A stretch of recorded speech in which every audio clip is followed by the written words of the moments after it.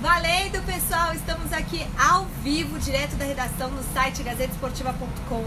E hoje eu tenho ao meu lado o mito Lucas Mussetti, que está visitando a nossa redação, trabalha com a gente aqui no site, sempre trazendo as notícias mais quentes para vocês aí.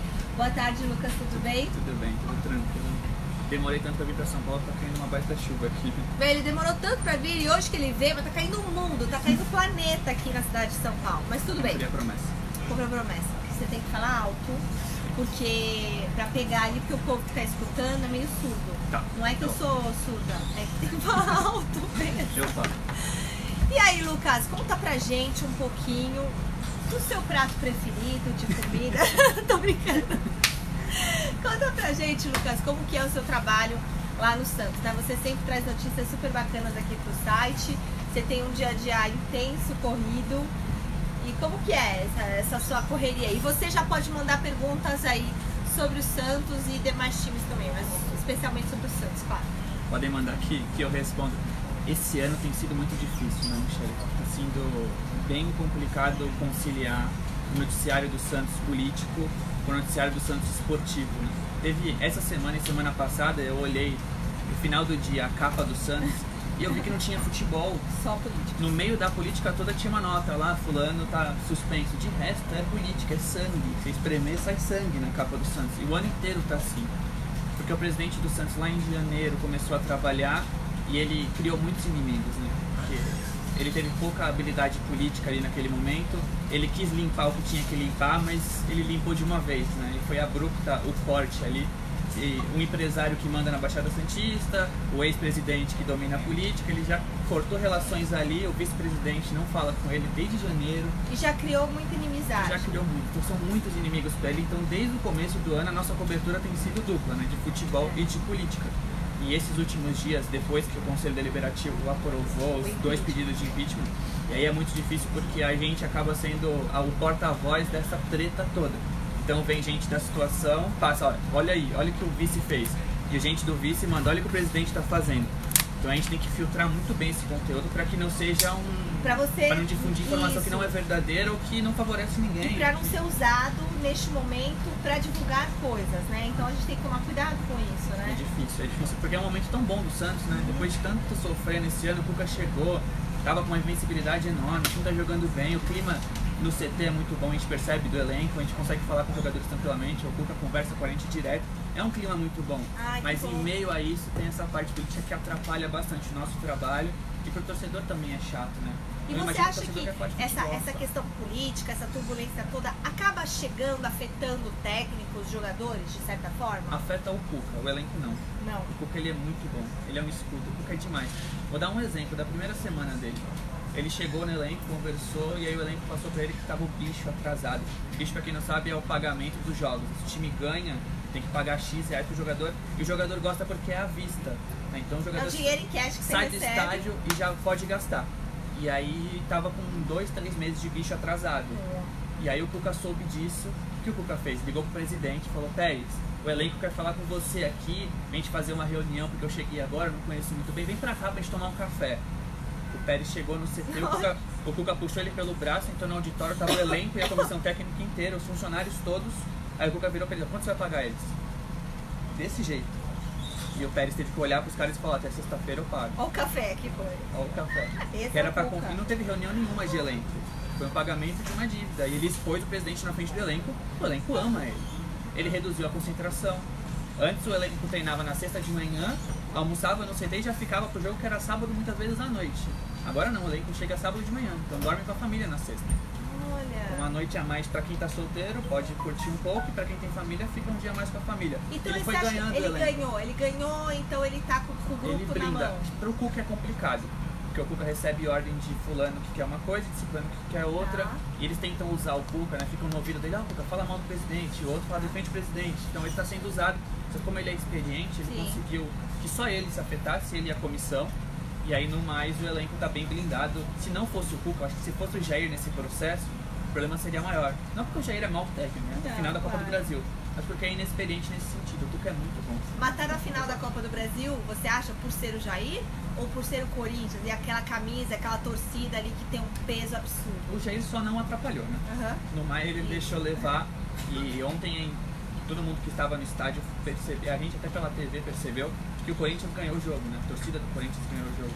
Porque o time é muito limitado, o Flamengo em teoria é um timaço, só que o Corinthians dominou a maior parte do tempo e na empolgação ganhou. Impressionante isso, Impressionante. né? Eu falei ontem isso no Gazeta Esportiva, eu falei, gente, essa torcida, essa camisa, isso aí é um manto sagrado. Não que eu seja corintiana, porque vocês sabem, eu torço pro Corinthians, torço pro Palmeiras, torço pro Santos, torço pro Juventus.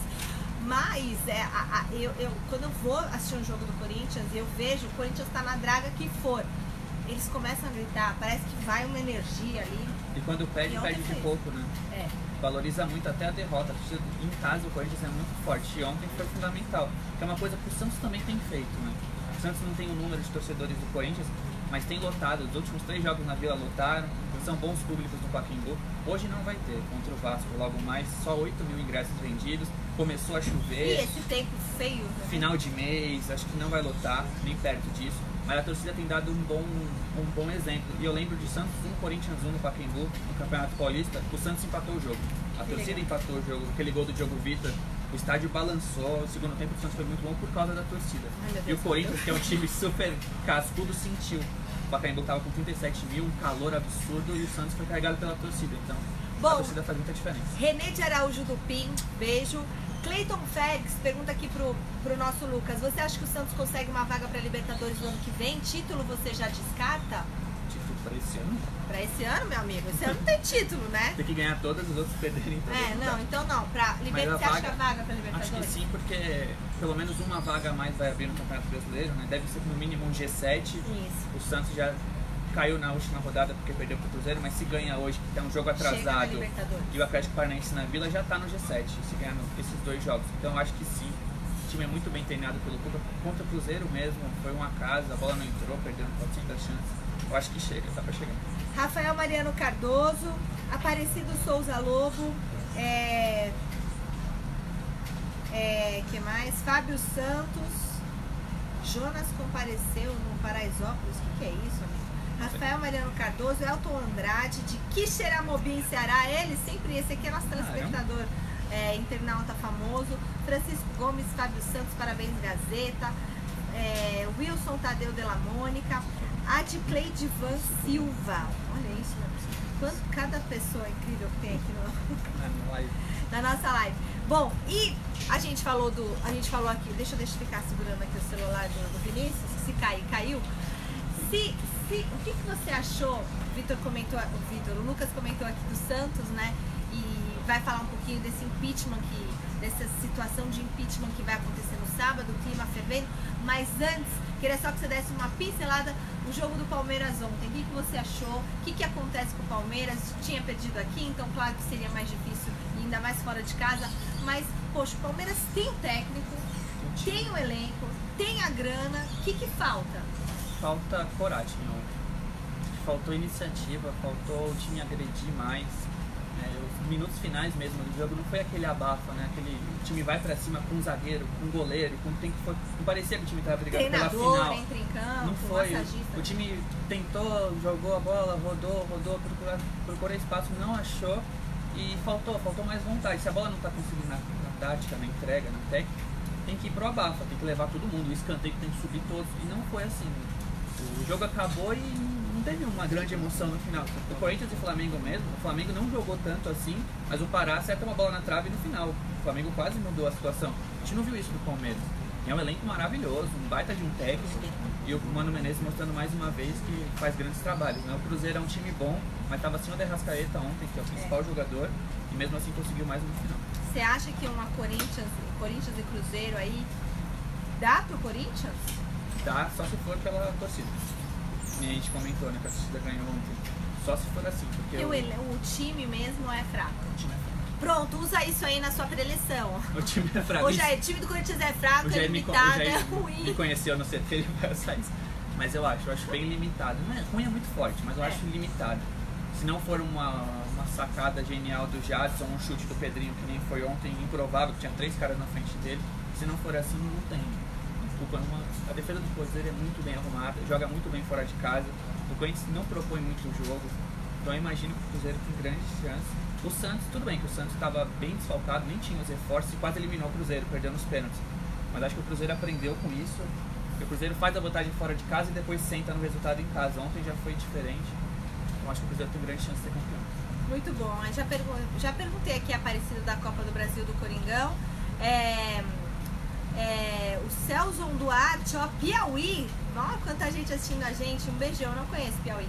E o Fábio Santos, a agressão do Sassá foi ridícula. Né? Futebol é paz. Você achou um absurdo aquilo lá? Foi, a gente vê algumas agressões do futebol e dificilmente chega num soco que vira o rosto. Foi uma ação de boxe. Cara, foi... Não foi uma discussão normal, um tapa, um bate-cabeça com cabeça. Foi um soco de verdade. Achei muito pesado, tem que ser bem punido. A gente tem as imagens, as fotos aí no site gazetesportiva.com. Bom, Lucas, gente, é Lucas mesmo. Agora achei que era Vitor. O Vitor foi setorista antigo, Vitor pode ser Anjos, isso, né? Por que ele cantou? E ele tá com a assessoria lá? Assessor de Santos. Beijo pra você. Nosso amigo. Tô muito louca hoje. Fala pra mim, Lucas, pra sábado, o que a gente pode esperar lá na Vila Belmiro, dos bastidores de Vila Belmiro? Eu espero muito conflito, um clima de guerra. Eu não quero que isso aconteça. Eu não quero que o sócio do Santos entre nesse clima, porque é um momento histórico no Santos. Primeira vez que o presidente pode ser impedido.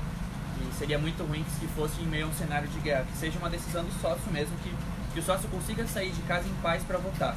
Porque eu imagino e eu tenho ouvido que o clima será muito violento logo pela manhã. Ai, Deus queira que não, né, gente? Para de violência. Que a ideia, principalmente da oposição, é gerar um clima de guerra ali, que haja violência, enfim, para que o torcedor entre na internet, ou que ouça o rádio, liga a TV e fale, ó, a Vila tá mal, não vou. O pessoal de São Paulo que desceria a serra não desceria.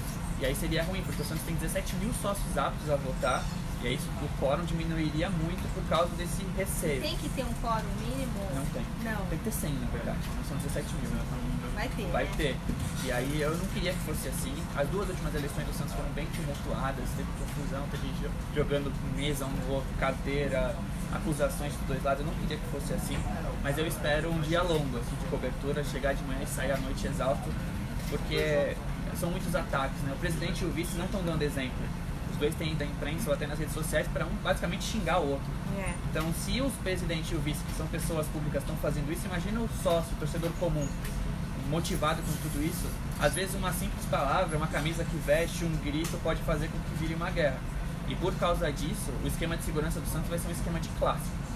Vão ter 100 seguranças contratados por fora, mais 120 do clube, mais um efetivo de polícia para jogo de classe. Como se fosse o Santos e o Corinthians. Que isso, parece uma guerra. Vai ter cavalaria porque eles estão preocupados que nem eu tô falando. E o clima é muito ruim. Parece que é a votação do 7 de outubro. Isso. É um esquema, um efetivo de polícia Deus para um me livre grande que evento. 7 de outubro seja assim, né? Tomara que não. Mas é um efetivo de polícia muito preocupado, com cavalaria, eles vão bem armados para lá.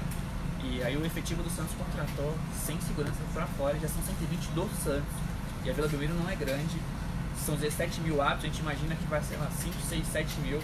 Capaz de ter mais gente trabalhando do que gente votando em alguns momentos durante o dia. Então é um clima muito pesado para sábado. E a votação a pessoa escreve? É cédula. É cédula e vai votar. Sim ou não? Quer que ele seja, que sofra impeachment, sim ou não? São 10 urnas. E aí vai ter ônibus saindo de São Paulo. O Santos tem um escritório na Avenida Pacaembu, do lado do Pacaembu. E aí de 15 em 15 minutos saem ônibus para os sócios que estão aptos a votar. Daqui de São Paulo? Daqui de São Paulo. Ah! Porque a ideia do presidente, do Pérez, era que tivesse urnas na Baixada e aqui em cima. Só que, por estatuto, eles não permitem urnas em São Paulo. Então, para sobrepor essa falta, porque o Pérez teve 60% da votação em São Paulo em dezembro. O público dele está aqui. Então ele está liberando o ônibus. A maioria dessas pessoas que vão descer essa devem votar. Vão votar nele, a então? favor da permanência do Pérez. E aí vai ter bastante gente lá, imagino, se não tiver grandes problemas de manhã. E a gente espera que não tenha nenhuma tragédia, nenhuma grande violência. Que seja no mínimo discussão, porque o clima tá pesado, Nossa, e assim, pra ele, se fizer um tempo de sol, vai ser muito bom, porque aí a galera se anima a descer. E aproveita pra praia. Se chover, é complicado, né, também. É que nem hoje, o jogo do Pacaembu começou a chuva. Tudo tem influência. E o presidente José Carlos Pérez, não, que é a situação, assim, não é uma eleição, mas é como se fosse, né? Porque tem, senão, se ele não ficar, tem o vice que assume. Então é quase como dois candidatos. Ele diz que quanto mais sócios votando, melhor para ele. Porque ele tem visto apoio nas redes sociais. Às vezes a gente subestima a rede social. Eu lembro que na votação de dezembro eu vi as enquetes, enfim, mas eu falava, não, o público do Santos que vai votar não é o público de rede social. E foi. Era uma comoção contra o Modesto e o Modesto perdeu feio. Eu não subestimo mais a rede social. E agora tá dando o que na rede social? Tá dando a permanência do Pérez 80%, 90%. Ah, é? Disparado. Todas as enquetes, todas as movimentações de grupos de Facebook, de WhatsApp. Tudo bem que eu acho que várias pessoas não se posicionam, talvez por receio de se abrir a favor de um golpe, entre aspas. Mas a maioria tá com o Pérez, a maioria pelo menos da rede social. E aí o Pérez acha que quanto mais sócios votarem, mais essa diferença das redes sociais vai aparecer e a chance dele permanecer é maior. Muito bom. Esse é o Lucas Mussetti, arrasa, um mito aqui, sensação do Santos, do site gazetesportiva.com. Wilkins Mota, um beijo aí pra você de Itauá, Ceará. O Bruno Magalhães, eu leio as mensagens sim. O Wellington Henrique também mandou. Fábio Santos, Odair Sereia, Nelson Trindade, um alô pra Moca. Eu moro na Rua da Moca, tô todo dia aí, meu amigo. Incrível, tava aí ontem, na dentista. Olha, é muito legal ter todas as mensagens aqui de vocês. A gente vai terminando a nossa live agora ao vivo com este nosso grande setorista do Santos, Lucas Mussetti. Em breve, mais informações. Você é descendente de italiano? Meus dois bisavós. Gente, ele tem olhos verde, clarinhos, vocês não têm ideia. Não dá pra perceber pela internet, né? Mas aqui... Tem que valorizar mais ele. Tem que valorizar, assim, chega, aperta a câmera e... Dá um...